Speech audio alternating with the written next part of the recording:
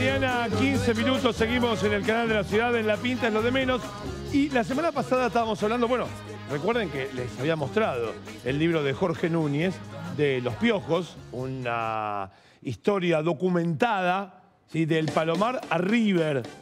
Entiendo, River por el estadio, pero hay tantísimos shows enormes de Los Piojos, que si mal no tengo entendido, y Jorge nos lo dirá como documentarista de Los Piojos y como fan, si los shows del festival del Quilmes Rock serán los últimos de Los Piojos después de esta experiencia de haber vuelto ya el año pasado con los del Estadio Ciudad de La Plata. Y con esto, bueno, puede que haya alguna circunstancia de decir, bueno, cada 3 o 4 años nos juntamos a la fiesta piojosa. Jorge, buen día, ¿cómo te va? Nacho Boano te saluda, todo el equipo de La Pinta en lo de menos. Te agradece este ratito de tu tiempo. ¿Cómo va? Buen día, Nacho. Muchísimas gracias por el llamado. Voy a arrancar diciéndote que para esas preguntas no tengo respuesta, digamos, ¿no? O sea, hay que preguntarle a Pocho, ¿no? Sobre qué va a pasar en el futuro, eso depende de ellos. Yo puedo hablar del libro, de lo escrito y del periodo de la historia, digamos, ¿no? No puedo hablar del futuro, de lo que va a pasar, a lo que va a venir, digamos. A ver, metiéndonos en el chismerío barato, hubo un gran control de daños, ¿no, Jorge? Con respecto a esta presentación, ¿no? Con todo lo que había ocurrido con Miki, que Miki había contado, que no, nadie me llamó. Como esa cuestión me parece que la banda, lo que significa Los Piojos, pudo más que la grieta, que esos cortocircuitos, ¿no? Por lo menos me parece a mí desde el lado de espectador, ¿no? Yo diría dos cosas. Por un lado, bueno, en definitiva, Miki finalmente, él dijo que había decidido no participar. Y después, no es para esquivar al bulto, sino, digamos, fue una constante de Los Piojos a lo largo de su historia, claro, de sus 20 años, del 89 al 2009, y ahora en este regreso, ese bajo perfil y de no hacer chimento y de no hablar por demás, digamos, ¿no? Así que en ese sentido no me llama la atención a mí que ese perfil bajo y, como vos decís, control de daños, digamos, ¿no? Creo que te referís a que no hubo mucha... No, pasó, fue una semana. Quilombo, fue la semana del anuncio de los shows y después, ya porque no sé si hay, salvo, a ver, perdóname que abra tantas ventanas de Windows, pero la revista Rolling Stones con su portal. Ya Rock and Pop no sé si habla tanto de música como, específicamente como en otra época. No hay foros especializados de rock como para decir, che, bueno, mirá, el tema siguió por ahí. De todas formas, Jorge, empecemos con el contexto histórico. Haceme un contexto histórico en el que Los Piojos empiezan a llamar la atención, ¿no? Tenemos a Divididos habiendo editado 40 dibujos ahí en el piso. Te hacen, ¿cómo se llamó el segundo álbum? Acariciando lo áspero. Te sale Acariciando lo áspero. Tenemos a Unos Redondos habiendo editado La Mosca y la... No, ya un ratito antes, El Bayón para el Ojo Idiota. Pero ya la gente que curtía el rock hablaba de Los Piojos, ya hablaba, algo olía de la banda, se hablaba mucho. Contame el momento histórico, Jorge, por favor.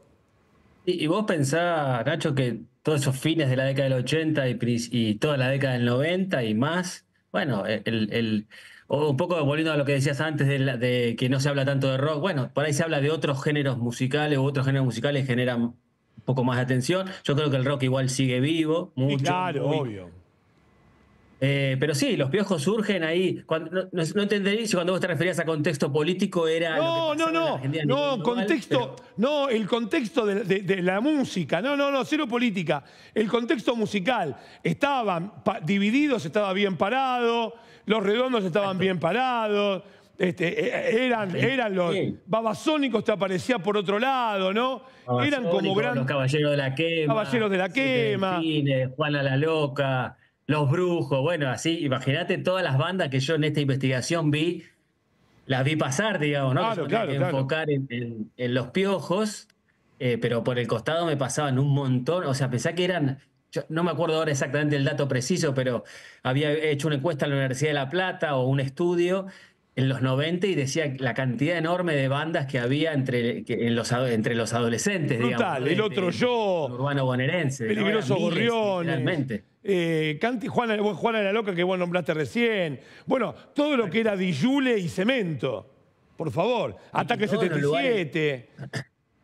Arlequines, arpegios, los festivales que había, porque uno, digamos, claro, el Cosquín Rock ahora el otro día cumplió 20 años, si no me equivoco, 25 años, pero había la Falda Rock, había un montón de festivales Claro. masivos de rock, digamos, ¿no? O sea, en los 90, digamos, había para... Y vale contar a la gente que ya es nacida en los años de Internet, que todas estas cosas nos enterábamos a través de los suplementos Claro. El sí jóvenes de Clarín, del el rock. no de página. Claro. La Exacto. 1320 no llegó. Más adelante las revistas, digamos, ¿no? 1320 no llegó a pegar con la data de rock. Pero bueno, no sé, y Rock and Pop, ¿no? Que era donde todas las bandas iban a hablar.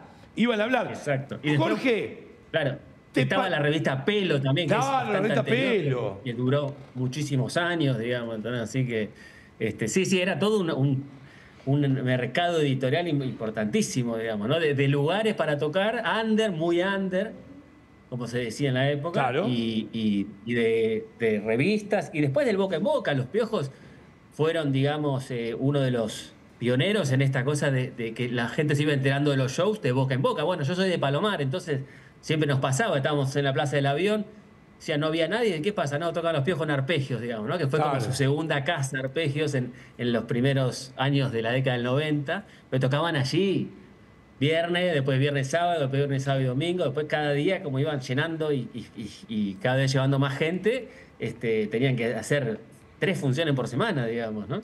Sí, también, a ver, desde un punto de vista, los Piojos estético, que cada disco era de un color diferente, ¿no? Entonces, Ay, ay, ay era rojo, Chac tu Chac era negro, Tercer Arco amarillo, después, si no me equivoco, Azul. bueno, Verde Paisaje del Invierno es verde. Azul. Azul antes. Claro, pero digo, a mí me parece que Tercer Arco es el que los para en un mainstream.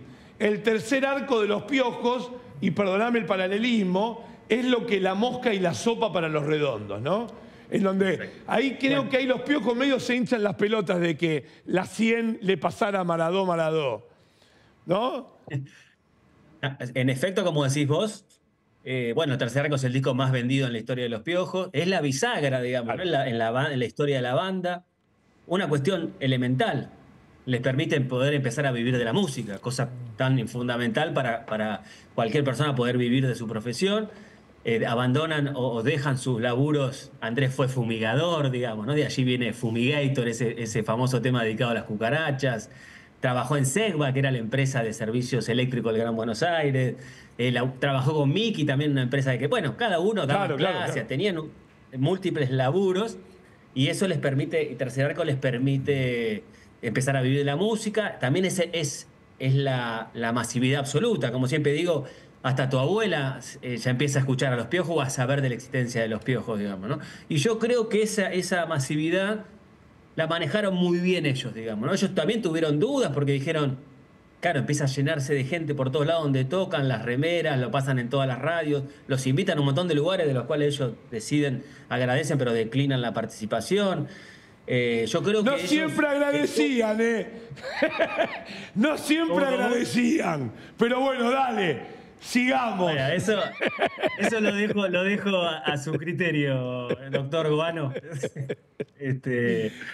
Pero digo que eso les permitió, bueno, pero una cosa interesante me parece, sin desconocer la bisagra que implica Tercer Arco en la vida de los Piojos, hay todo un laburo detrás importantísimo de años. Pensá que los Piojos empiezan en el año 89, cuando entra Ciro a la banda, y el Tercer Arco es en el 96, son 7 años después, digamos, ¿no? Son 7 años de laburo, de tocar, de grabar, de ensayar, de girar. Los Piojos muy tempranamente ya empiezan a girar por el interior del país, digamos, ¿no? Por un montón de provincias.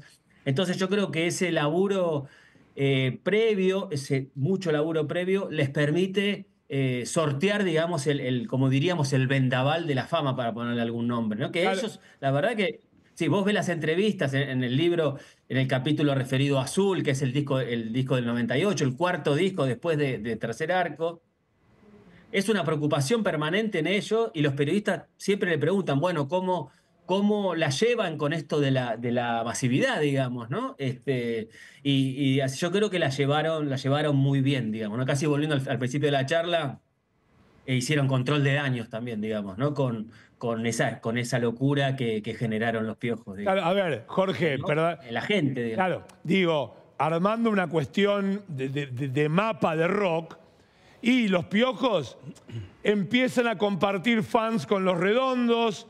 No los estoy enfrentando. Solo que, bueno, era un momento en donde decir, che, se juntan, tocan los Piojos, tocan la Renga la semana siguiente y toca Divididos. ¿Y a dónde vas? ¿Vas a todos? Y no sé, qué sé yo. La verdad que estoy yendo con un grupo de amigos a los Piojos y la pasamos tan bien y nos divertimos tanto y es cómodo y hacen Atlanta, que está cerca de casa, o hacen All Boys, que también está cerca de casa y va mucha gente. Era como una ceremonia en donde se advertía ir a ver a los Redondos. Ritual. Era un ritual, claro. Era un ritual que el de los Redondos era cada vez más heavy, la misa ricotera era cada vez más áspera, en tanto que el ritual piojoso era más bohemio y el banquete de la Renga era un poquito más heavy también, ¿no? Estaban como estas cuestiones de que cada ceremonia, por supuesto que todas las bandas se llevaban bien en ese momento, pero digo, por último, Jorge, ¿la banda pudiste tomar contacto con algunos de la banda? ¿Qué opinan del libro? ¿Lo leyeron? ¿Te importaría que lo lean? Sí, claro, claro. Una aclaración. El libro, bueno, yo soy historiador de profesiones, mi formación es un libro de un historiador sobre una banda de rock, digamos, ¿no? Para definirlo en pocas palabras. De allí lo de la historia documentada. Hay Claro. miles, literalmente miles de documentos, de revistas, de suplementos, de diarios locales, nacionales, provinciales, internacionales. Y yo, por una cuestión de metodología de la investigación, decidí no intentar entrevistarlos, digamos, Ok. ¿no? O sea, como que me pasaba que un poco los libros que había anteriores se basaban en testimonios que, claro, han pasado el tiempo, 30 años, y la gente, los testimonios van cambiando, la gente va pensando cosas distintas, los recuerdos se van difuminando. Entonces quería que hablasen los documentos de la época, digamos, ¿no? Que hablasen los documentos de la época, por eso remarco esto, decidí no intentar entrevistarlos, ¿no? Siempre, claro, puedo intentar entrevistarlo y que me saquen carpiendo, como se dice, Sí, pero claro, claro. a la única persona que consulté cosas puntuales sobre el libro fue a Andrés Ciro Martínez, digamos. Ahí estamos. Bueno, una historia documentada, Jorge Núñez, Los Piojos. Aquí tengo el libro. Muchísimas gracias a Planeta por enviármelo. Gracias, Jorge, por aceptar que yo tenga el libro. Y bueno, éxito. ¿Esto es tu primer libro? Sobre los piojos hay un libro anterior del 2022 y después, bueno, me dedico a la vida académica, que tengo muchísimas cosas publicadas en la web, digamos, el olorcito, ¿no? La página 223 huele excelente. Ahí estamos. Jorge, te agradezco enormemente y bueno, éxito con el libro, por supuesto.